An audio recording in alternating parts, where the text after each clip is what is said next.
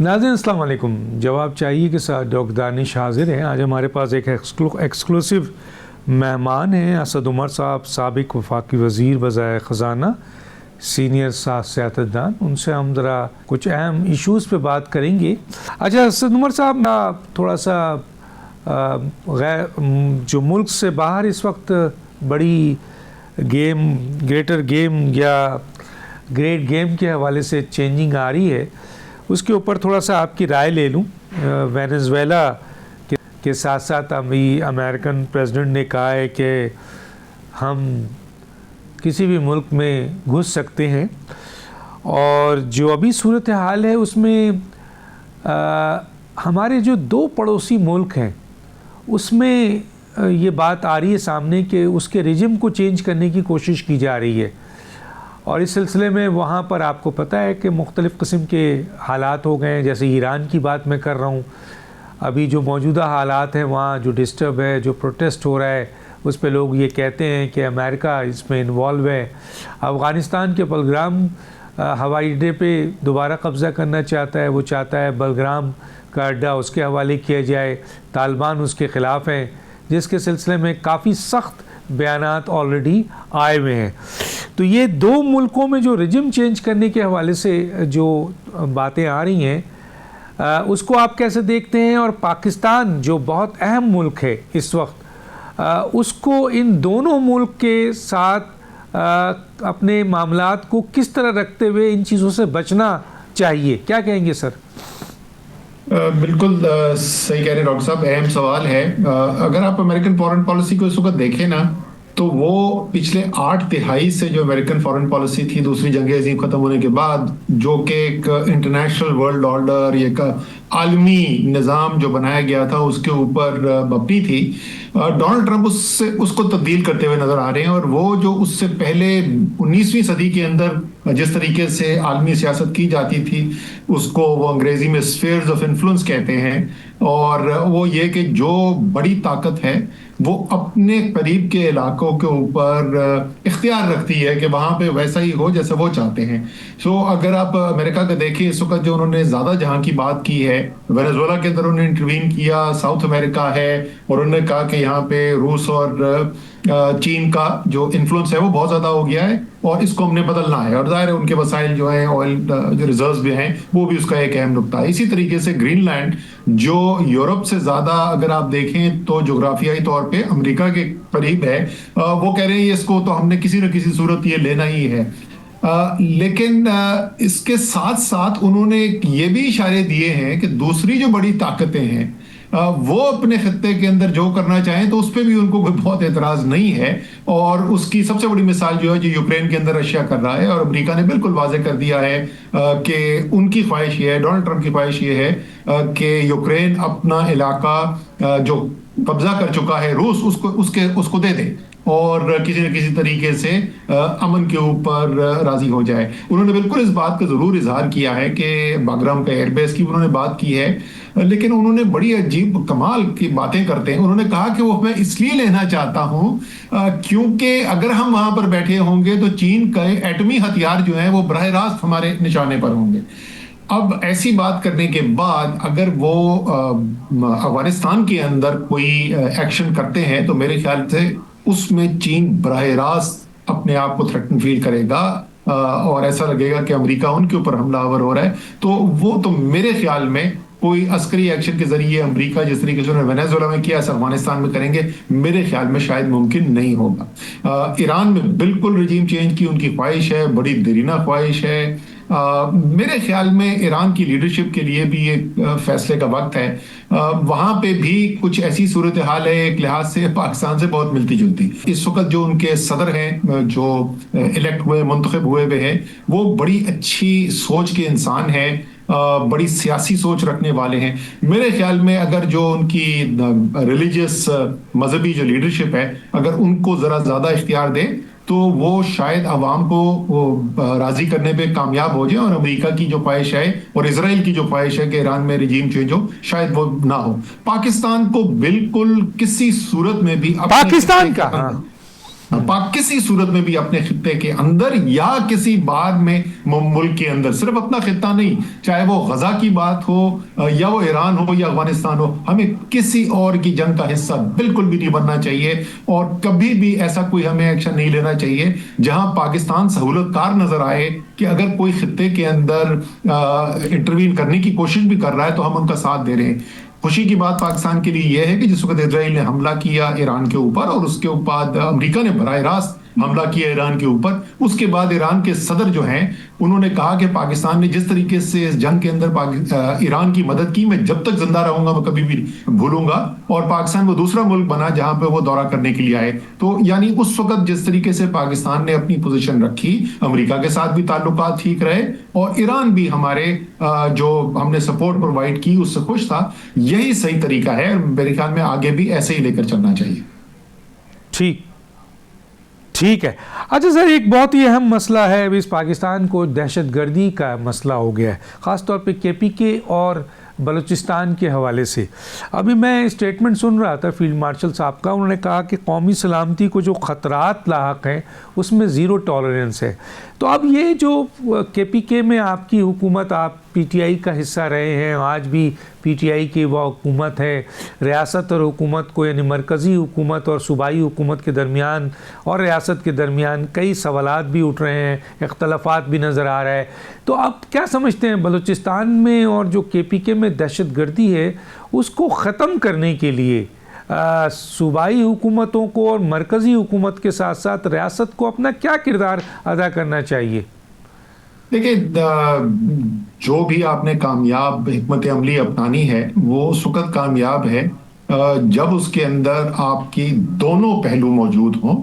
और दोनों वो क्या है? एक तो जाहिर है आपकी अस्करी ताकत है, जब आप दहशतगर्दों से मुकाबला करते हैं तो आपको अपनी अस्करी ताकत इस्तेमाल करनी पड़ती है, इसमें कोई शक नहीं है। लेकिन अगर सिर्फ अस्करी ताकत इस्तेमाल करेंगे तो मसाइल जो हैं वो कम नहीं बढ़ते हैं। ये आजमूदा चीज है, पाकिस्तान अपनी तारीख के अंदर भी देख सकता है। हमने जरूरत से ज्यादा ताकत के इस्तेमाल से बलूचिस्तान के मसाइल को भी कहीं ज्यादा बड़ा कर दिया। अकबर बुगटी को मारने से पहले, उनको शहीद करने से पहले के जो हालात थे बलूचिस्तान के, जब से हमने उनको मारा उसके बाद से मजीद खराब हुए हैं, बेहतर नहीं हुए। इसी तरीके से खैबर पख्तूनख्वा के अंदर, खासतौर पर ज़मज़ला के अंदर 2001 में 9/11 के वाक़यात के बाद अमेरिका ने जिस वक्त हमला किया अफगानिस्तान में, उसके बाद जिस तरीके से हमने वहां पर अमेरिका के कहने के ऊपर जो एक्शन लेना शुरू किया, उससे मामला खराब हुए थे। तो ये ज़रूरी है कि सूबाई हुकूमत, वफाकी हुकूमत, अस्करी इदारे और इन सब के साथ अवाम जो है सूबे की, वो भी एक ही पेज पे हो, एक ही सफ़े पे हो। और अगर होंगे तो मुझे कोई शक नहीं कि हमारी अस्करी जो ताकत है वो भी भरपूर है। हमारे फौजी जो हैं वो अपनी इस मुल्क की दिफा के लिए जान देने के लिए भी तैयार होते हैं। मुसलसल आपको शहादतों की भी खबरें मिलती हैं। अगर अवाम उनके पीछे खड़े होगी, अगर वफाकी हुकूमत सूबाई हुकूमत में तावन होगा, मुझे कोई शक नहीं है कि ये जो इतना मुश्किल चैलेंज है इंशाअल्लाह ताला पाकिस्तान उसके साथ कामयाबी से डील कर सकता है। अच्छा सर, ये जो मौजूदा हुकूमत है, बल्कि पीडीएम की हुकूमत से देखने को आ रहा है कंटिन्यूएशन में कि हाइब्रिड निज़ाम है।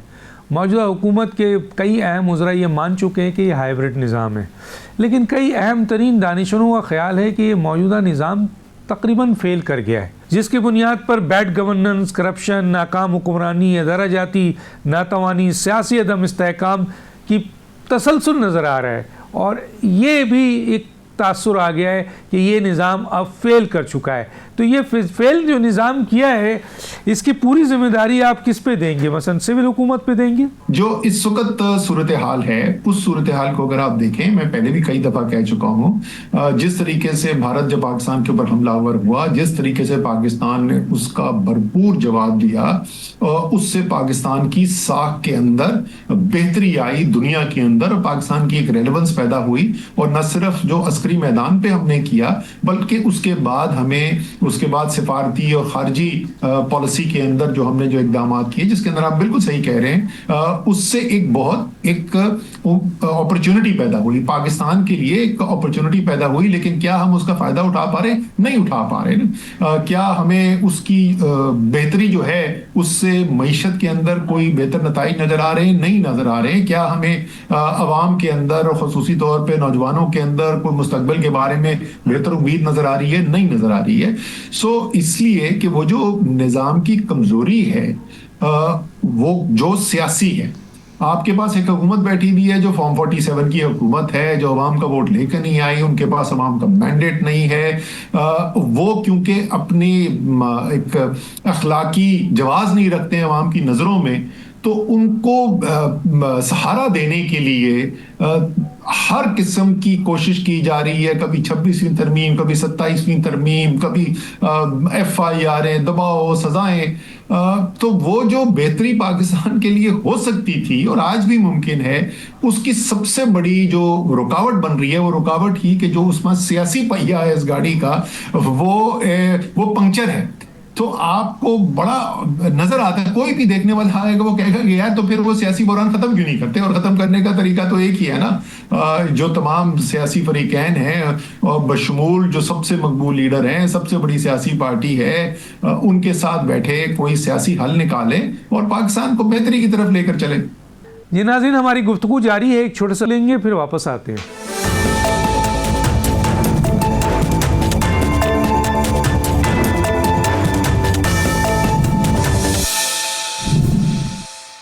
वेलकम बैक जी। सर ये बताइए, एक सजेशन दी थी राना सनाउल्लाह ने, जाहिर है वो मुशीरे हैं आपके वज़ीर आज़म के, और जाहिर है उन्होंने कोई बात अपनी तरफ से नहीं की है, लेकिन बड़ी बात कर दी है। अब उसके ऊपर आपकी राय भी ले लूँ। मुख्तलिफ राय भी तो आ गई है, PTI के चेयरमैन की भी राय आई है, दूसरों की भी राय आई है।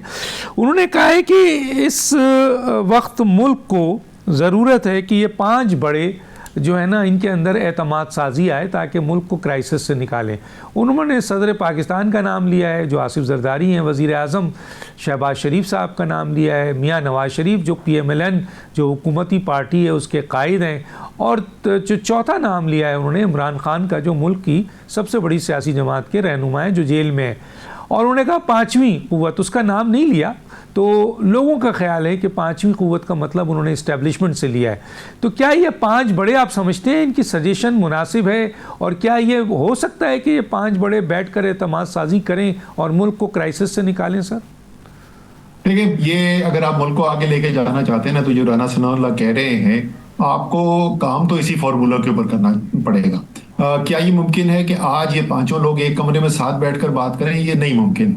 लेकिन इसका मतलब यह नहीं कि हम उस जगह तक नहीं पहुंच सकते, उस मुकाम तक नहीं पहुंच सकते जहां 5 के अंदर एक बुनियादी फ्रेमवर्क के ऊपर, जिसको मैं कहता हूं एक नया मिसाक जमहूरियत जो है, उसके ऊपर इत्तफाक राय हो सके। लोग कहते हैं नामुमकिन है, मैं नहीं मानता। मेरे ख्याल में ये ऐन मुमकिन है, और उसके लिए जो काम करना आपको शुरू करना पड़ेगा, वो पहले दिन ये 5 लोग एक कमरे में नहीं बैठेंगे। अगर आप आज कहेंगे कि ये मीटिंग कर लें और उस एक मीटिंग के अंदर तमाम मामला हल कर लें, तो वो नहीं होगी।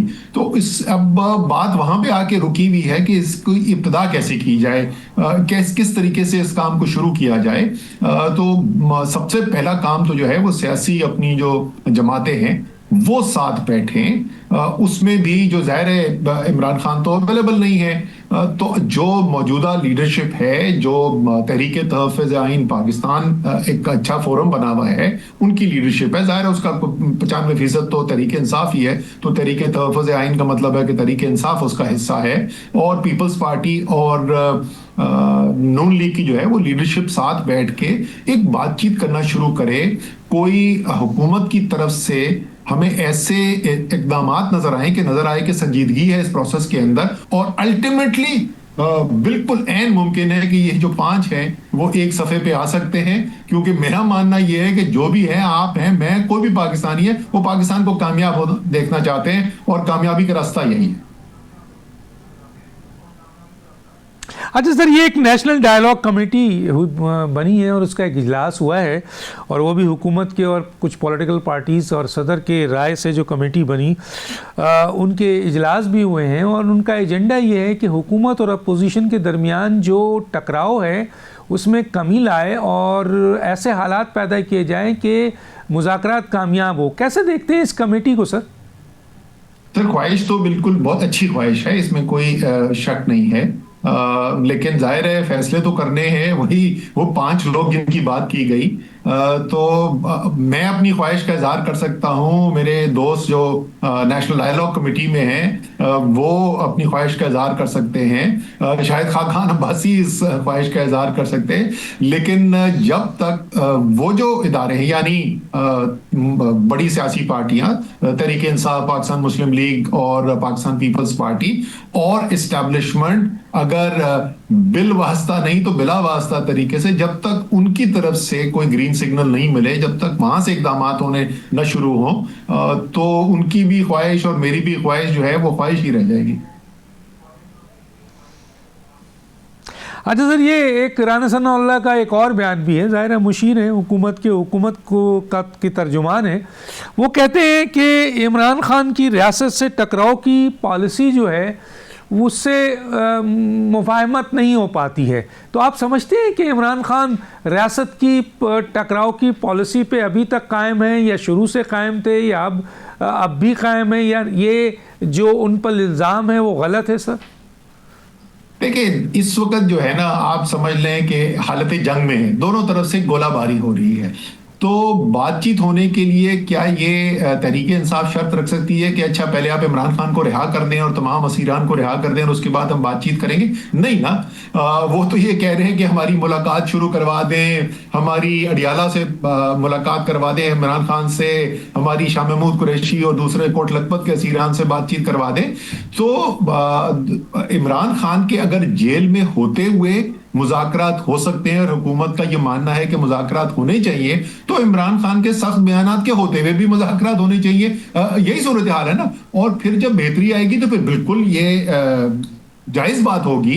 अगर हुकूमत की जानिब से आपको कोई पेशकदमी नजर आ रही है, अगर वहां से आपको कुछ रिलीफ मिलता हुआ या कोई मजबूत इशारे नजर आ रहे हैं, तो बिल्कुल तरीके इंसाफ पे भी मुतालबा करना चाहिए कि भाई अब आप भी बताइए कि आपकी तरफ से मजबूत इशारा क्या है, या आपकी तरफ से क्या तब्दीली है, क्या गोलाबारी कुछ अरसे के लिए रुक सकती है।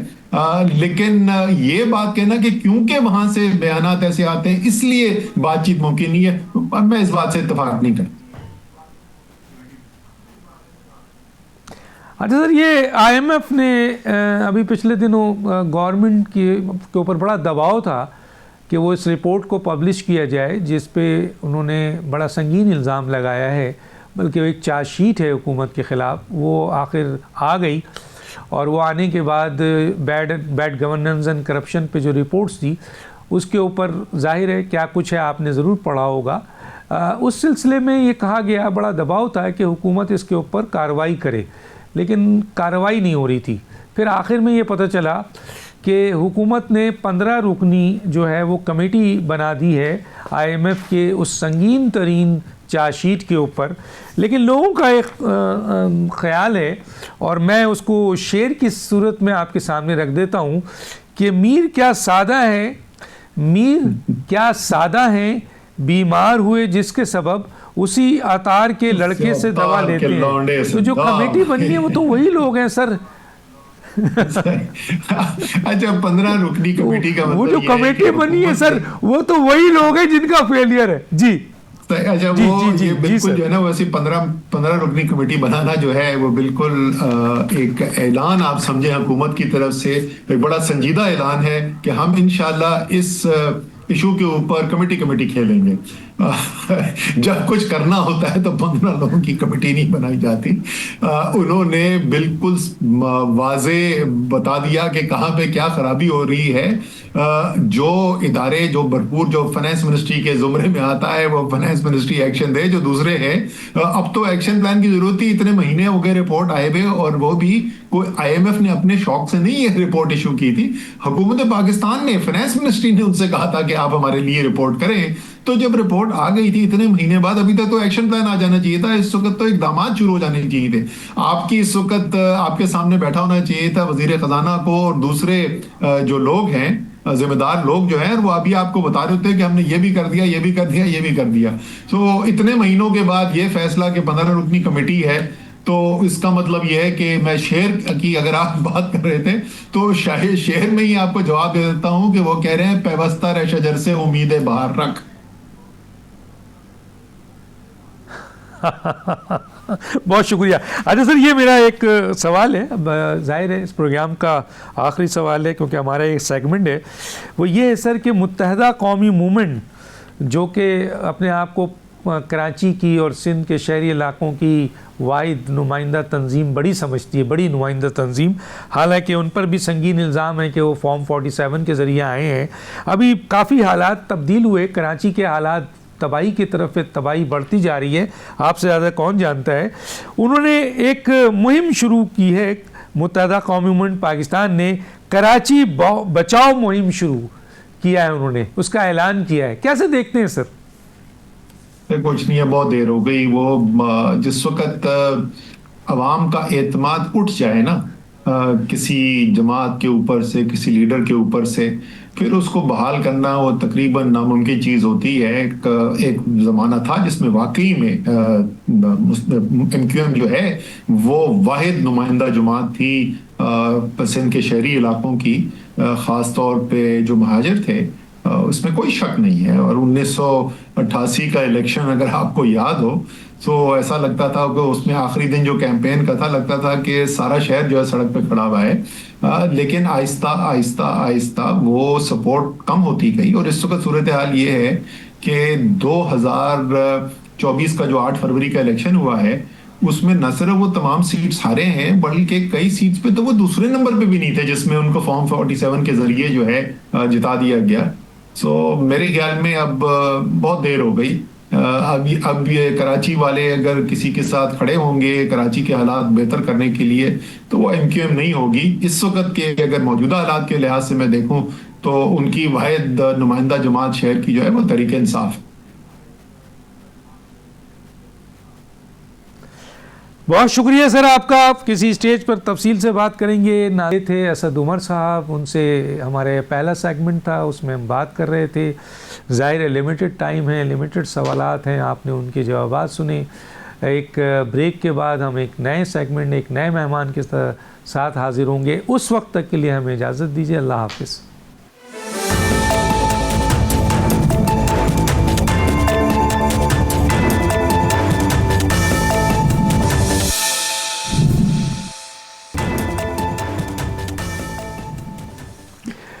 वेलकम बैक जी। हमारे साथ जो मेहमान हैं आपके एजाज़ुल हक साहब, सरबरा पाकिस्तान मुस्लिम लीग ज़िया, साबिक वफाकी वज़ीर, रुकन कौमी असम्बली। आपका बहुत शुक्रिया सर, आपने हमें ज्वाइन किया।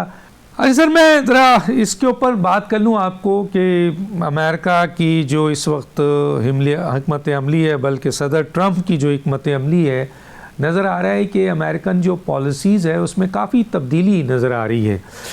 और अभी जो हालिया इन्होंने वेनेज़ुएला पे जो एंट्री दी है, अंदर घुसे हैं और मज़ीद कार्रवाई करना चाहते हैं, इसके ऊपर सुना है सेनेट में भी उनके ये आपके सवाल उठ गया है। वो अब ग्रीनलैंड को भी करना चाह रहे हैं। इसके साथ साथ आपको पता है माजी में कई मुल्कों में उन्होंने कांगो हो, ग्वाटेमाला हो, दूसरी जगहों इराक़ हो, लीबिया हो, इंटरफेयर्स किया। जब चाह घुसे हैं, किसी भी बहाने से घुसे हैं, डायरेक्ट घुसे हैं। यहाँ वेनेज़ुएला में आपको पता है कि वो किस मकसद से घुसे हैं। तो ये इनकी आप समझते हैं कि वाकई ये पॉलिसी अब अमेरिका ने तब्दील कर ली है, या सिर्फ ये ट्रंप का अपना एक फ़ैसला है जिसको शायद अमेरिकन इस्टेब्लिशमेंट या उनकी जो आपके सेनेट है या कांग्रेस है उसको एग्री ना करें? क्या कहते हैं सर? बिल्कुल डॉक्टर साहब, आपकी बात सही है। देखें, मेरा ख्याल है कि ट्रंप जो है ना वो अपने आप को above the constitution, above the legal जो उनके हैं कह लें कि supreme court, and above the Congress and above the senate समझ रहे हैं वो। वो जंग लड़ रहा है रिसोर्सेज की बेसिकली। और यहाँ पे कोई हमारे पास प्रूफ नहीं था, ना इनके पास प्रूफ था। इन्होंने ये एक चाल थी मैं समझता हूँ, जो कि जिस उनकी लीडर ऑफ द ऑपोजिशन को नोबेल पीस प्राइज दिलवाया, उससे ये बयान भी दिलवाया कि जी आए आप मेहरबानी करके मुदाखलत करें, हमारे हमारे मुल्क के अंदर हमारी सॉवरेनिटी को पामाल करें और आकर हम पर कब्जा करें और हमारी रजीम चेंज करवाएं अंदर से। तो फिर वो जो है वो इस किस्म की पेशरफ जो हुई है, जैसे कि लिबिया में इराक में वो और स्टोरीज थी, यहाँ पर जो है वो एक और स्टोरी है। वो चाहते हैं कि अपना ये जो पूरा हेमिस्फीयर है इस पे उनका एक किस्म का कब्जा रहे, और ये आगे मुझे रुकता हुआ नजर नहीं आ रहा। मुझे लगता है कि इनकी अभी ग्रीनलैंड में भी मुदाखलत होगी, क्यूबा में भी मुदाखलत होगी, और सबसे ज़्यादा ख़तरनाक जो होगा वो ईरान के अंदर जो ये रजीम चेंज की कोशिशें कर रहे हैं, और उसमें अब लोगों को भी सड़कों पे ले आए हैं, और वहाँ पे जो है वो करेंसी डिवैल्यूएशन इतनी हो गई है, और वहाँ के हालात इस किस्म के पैदा कर दिए गए हैं कि रोज़ाना के लोग जो है वो अब सड़कों पर आ रहे हैं ईरान में। तो ये कहाँ जाके रुकेगा इसका कोई पता नहीं है, लेकिन मेरा ख्याल है कि ये this is like totally unconstitutional, uncalled for कि इस किस्म के आप इकदाम करें और इस किस्म से आप रजीम चेंजेस करें मुल्कों के अंदर, इसको बंद करें। अच्छा सर, ये बताइए, आपको याद होगा कि अमेरिका ने जब ईरान पर आपके बम गिराया था, तो उसके लिए उनका जो कॉन्स्टिट्यूशन है उसका ये कहना है कि इसकी इजाज़त सदर जब तक कांग्रेस से नहीं लें, जो उनकी सेनेट है उनसे नहीं लें, ये नहीं कर सकते। उन्होंने इजाज़त लिए बगैर वो बम गिराया था। तो वो वाज़ेह किया था, उस वक्त साबित किया था कि वो किसी भी कानून को, क्या वो अमेरिकन कानून को भी नहीं मानते। अभी हालिया इंटरव्यू में आपके सामने रखना चाहता हूँ, उन्होंने इस इंटरव्यू में कहा है कि किसी कानून को वो नहीं मानते जो उनको किसी दूसरे मुल्क में अमेरिका के मफादात को तहफ़्फ़ुज़ देने के लिए फ़ौजी इक़दाम अगर करना पड़े तो वो करेंगे। वो किसी भी बैनुल-अक़वामी कानून उनको रुकावट नहीं बनेगा। आप क्या समझते हैं सर? देखें, पहली बात तो ये है डॉक्टर साहब, आपने जो बात की है इसमें यह है कि ट्रंप जो है ना वो एक नया उन्होंने ट्रेडिशन अमेरिकन पॉलिटिक्स के अंदर और अमेरिकन सोसाइटी के अंदर वो लेकर आ रहे हैं कि जो प्रेसिडेंट है, देखें ये होता था कि कांग्रेस और सेनेट अगर रोके, फर्ज करें कि आपने ईरान पर हमला नहीं करना, तो प्रेसिडेंट अगर वीटो कर दे तो उसके बाद इख्तियार होता है कि वो फिर भी as commander in chief of the armed forces he can give the orders considering कि जी ये खतरा है हमारे सोवरेनिटी के लिए या हमारा खतरा है ये दीगर मामलात के लिए। लेकिन ये कि बिल्कुल ही उनको इग्नोर कर देना और उनके मतलब बगैर पूछे कर देना, ये पहले कभी नहीं हुआ। मैं अमेरिका की तारीख में मेरे ख्याल में कभी नहीं हुआ, चाहे वो वियतनाम में मुदाखलत थी या अफगानिस्तान के अंदर मुदाखलत थी या ईरान पे जो अभी बॉम्बिंग हुई है B-52 बॉम्बर्स के साथ। ये यहाँ जाकर इन्होंने जो है वो उसको एक्सीड करना शुरू किया। और ये ट्रंप ने भी पहले अपने टेन्योर के अंदर इतना नहीं, ये दूसरे टेन्योर के अंदर आकर के उसे पता है कि आइंदा अब इलेक्शन लड़ना नहीं है, जब तक कि वो मेरे ख्याल में अभी मुझे ये भी लगता है कि कानून चेंज भी होगा उनका कि एक टर्म के बाद अगर दूसरी टर्म का गैप आ जाए तो फिर 2 टर्म्स और इकट्ठी हो सकती हैं। ये ट्रंप ने आगे लेकर आना है मेरे अपने अंदाजे के मुताबिक। तो इन चीज़ों को मतलब कि अपना ही नुकसान करेंगे मेरे ख्याल में। दूसरा ये कि अमेरिकन अपनी इकॉनमी जो है बहुत बुरी हाल में है, अनएम्प्लॉयमेंट बहुत बुरे हाल में है, लोगों के अंदर एक बड़ी बेचैनी सी है कि तमाम इमिग्रेंट्स को, इलीगल इमिग्रेंट्स को वहाँ से निकाला जा रहा है जो कि सालों से वहाँ रह रहे थे। मैक्सिको के साथ हालात ख़राब कर लिए हैं, कनाडा के साथ हालात ख़राब कर लिए हैं, यूरोप के साथ, डेनमार्क के साथ हालात ख़राब कर लिए हैं। और डेनमार्क ने आज ये ऐलान किया है कि हम कोई ऑर्डर्स नहीं होंगे, I mean if somebody intervenes, हमारी फ़ौज जो है वो तैयार खड़ी होगी, उसको कोई किसी से इजाज़त लेने की ज़रूरत नहीं है। तो ये तो हम, मुझे लगता है कि आहिस्ता आहिस्ता एक वर्ल्ड वॉर की तरफ बढ़ते जा रहे हैं। और आप देख लेंगे आपस में भी इजराइल भी एक रोल प्ले कर रहा है, मुसलमान ममालिक को आपस में आमने सामने खड़ा कर दिया है तो ये चीज़ें जो है इस पे गौर करने की ज़रूरत है सबको, और कम से कम कोई सैनिटी जो है वो ठीक है। prevail करनी अच्छा सर, ये बताइए कि एक तरफ पाकिस्तान और अमेरिका के ताल्लुकात काफ़ी मजबूत नज़र आए। अमेरिकन सदर ने पाकिस्तान के फील्ड मार्शल को भी और वज़ीर आज़म को भी बड़ी पजीराई दी, आपको पता है क्या कुछ नहीं कहा। लेकिन सर मसला ये है कि एक तरफ अमेरिका और पाकिस्तान के ताल्लुकात बहुत मजबूत हैं, दूसरी तरफ अमेरिका आपके अफ़गानिस्तान में बलग्राम का जो हवाई अड्डा है वो चाहता है, और कहा जाता है कि उस अड्डे पे बैठकर वो कई ममालिक को टारगेट करेगा, और तालिबान की जो हुकूमत है वो उसकी उन्होंने इनकार कर दिया है, तो वो वहाँ भी रिजिम चेंज करना चाहता है। और ईरान की हालत आपने ख़ुद भी बताई कि वहाँ पर जो है वो प्रोटेस्ट शुरू कर दिया है, इंटरफेरेंस शुरू कर दी है, और बहुत मेजर काम कर रहे हैं जो काफ़ी अरसे से वो कोशिश कर रहे थे। तो सर अब क्योंकि पाकिस्तान का एक तरफ अमेरिका से ताल्लुकात बहुत मजबूत है आजकल, और दूसरी तरफ अमेरिका इन दो पड़ोसी मुल्क के अंदर रिजिम चेंज करना चाहता है, इस मौके पर अमेरिका पाकिस्तान के साथ पाकिस्तान से क्या डिमांड करेगा, और पाकिस्तान को इस सिलसिले में कहाँ खड़ा होना चाहिए सर? देखें, एक तो ये कि इस वक्त हम एक बड़ी वनरेबल पोजीशन में आ गए, क्योंकि दोनों तरफ हमारे पड़ोसी हैं, चाहे ताल्लुकात अच्छे हों या बुरे हों अफगानिस्तान के साथ, लेकिन अफगानिस्तान भी हमारा पड़ोसी और हमारे बड़े दरीना ताल्लुकात हैं जो 1979 से शुरू हुए जहाद अफगानिस्तान से और अब तक चलते आए। अब थोड़े से इख्तलाफात पैदा हो गए, लेकिन और ईरान के साथ भी हमारे बड़े अच्छे ताल्लुकात हैं अल्हम्दुलिल्लाह। तो बात यह है कि जो फील्ड मार्शल उस वक्त चीफ ऑफ आर्मी स्टाफ थे, जब वो गए थे अमेरिका के दौरे पर और ट्रम्प के साथ उनकी पहली मुलाकात हुई थी जिसमें DGISI और चीफ ऑफ आर्मी स्टाफ थे, उस वक्त एक बड़ी क्रिटिकल पोजीशन थी कि हमला किया जाए ईरान पे कि ना किया जाए, और अमेरिका जो है वो दो राय पे खड़ा हुआ था। तो वहाँ पर एक उनको जो इनपुट दिया गया था फील्ड मार्शल की तरफ से, फील्ड मार्शल अब जो है फील्ड मार्शल की तरफ से या उस वक्त के चीफ ऑफ आर्मी स्टाफ की तरफ से, वो मेरे नज़दीक मेरी अपनी असेसमेंट के मुताबिक बड़ा पसंद किया गया था। और यही वजह थी कि बाद में इसराइल को खुश करने के लिए, तमाम उज्जत के लिए तो एक बॉम्बिंग हो गई थी, लेकिन उसके इमीडिएटली बाद अगर आपको पता हो कि वहाँ से जब आर्मी जनरल आसिम मुनीर आए वापस, तो वो ईरान भी गए और ईरान में उन्होंने बातचीत की और एक अच्छे ताल्लुकात और शुरू हो रहे थे। लेकिन जो ममालिक हैं जैसे इसराइल है और दीगर ममालिक, और भी मैं नाम किसी का नहीं लूँगा, जो नहीं चाहते कि अमेरिका के और ईरान के ताल्लुकात अच्छे हों, और जो ईरान से ज़रा सा खौफजदा हैं, उनकी ये कोशिश है कि किसी ना किसी तरीके से अमेरिका पे जोर डाला जाए कि वो ईरान के अंदर फिर से मुदाखलत करें।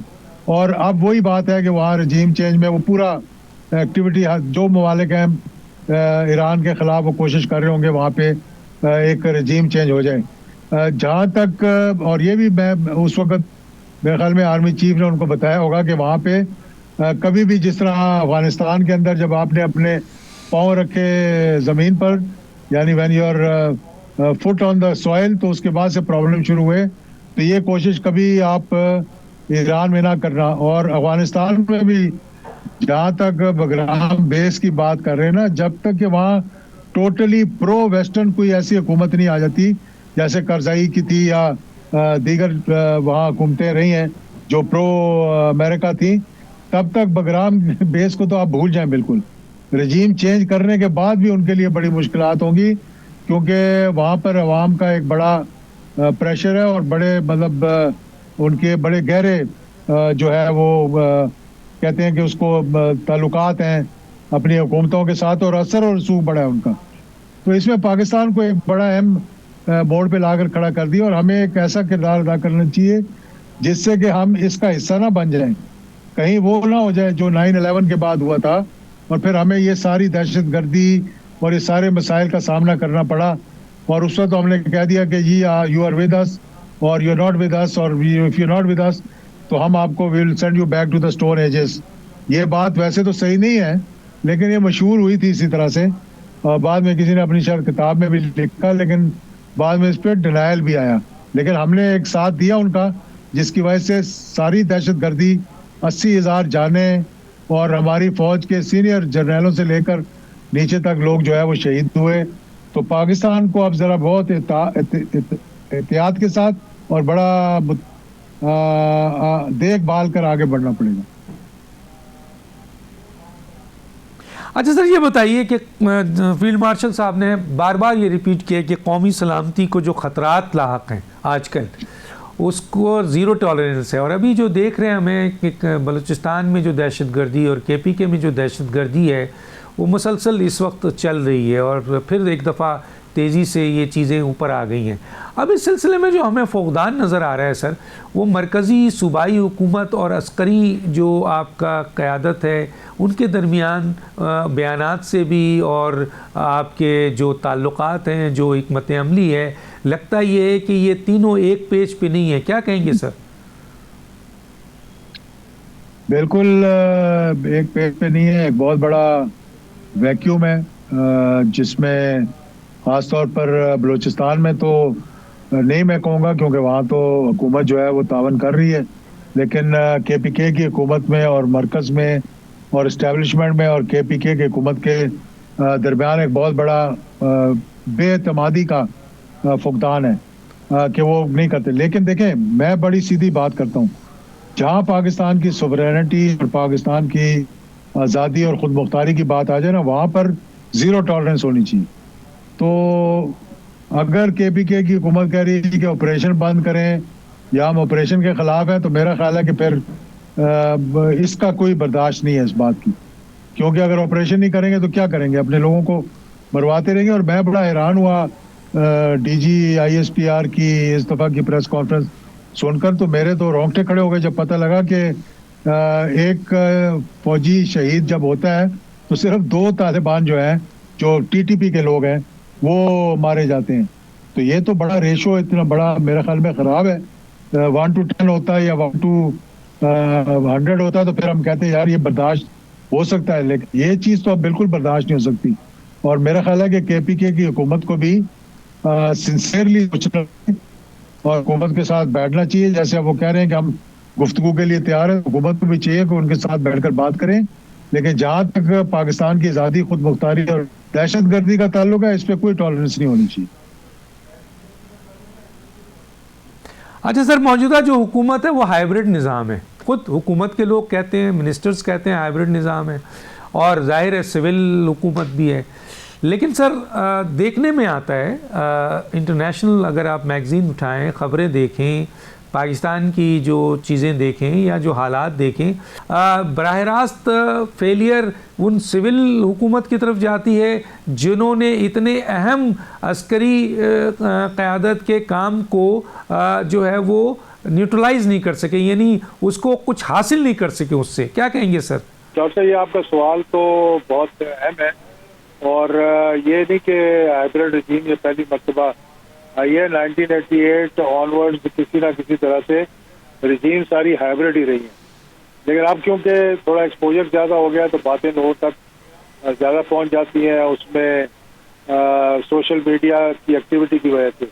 लेकिन हकायक ये हैं कि हुकूमत जो है ना, जब डिलीवर नहीं कर सकती पूरे तरीके से, चाहे वो इकॉनमी हो, चाहे वो टैक्स कलेक्शन हो, चाहे वो इंटरनेशनल डिप्लोमेसी हो, तो यहाँ पर अभी से नहीं, 2018 से जब भी कई मुश्किलात सामने आई हैं कि लोन नहीं मिल रहा, आपको रिजर्व्स अपने सही करने हैं और रोल ओवर करना है आपने अपने अपने जो लोन लिए हुए हैं, तो हमेशा चीफ ऑफ आर्मी स्टाफ को रिक्वेस्ट की जाती थी कि आप जाएं, आप बात करें।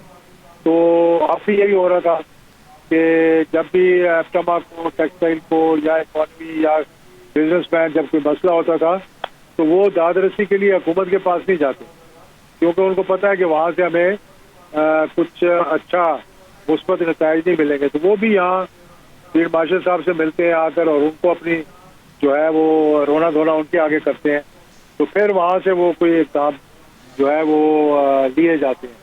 लेकिन ये कब तक चलेगा इस तरह? मेरे ख्याल में वो खुद भी सोचते होंगे कि डिप्लोमेसी हो तो हम अगर लोन बढ़ाने हो, हम तो बाहर से फॉरेन इन्वेस्टमेंट लानी हो, हम जहाँ मसाइल हो जो कि एस्टेब्लिशमेंट का काम नहीं है उसमें उनको जो है वो करना पड़ता है।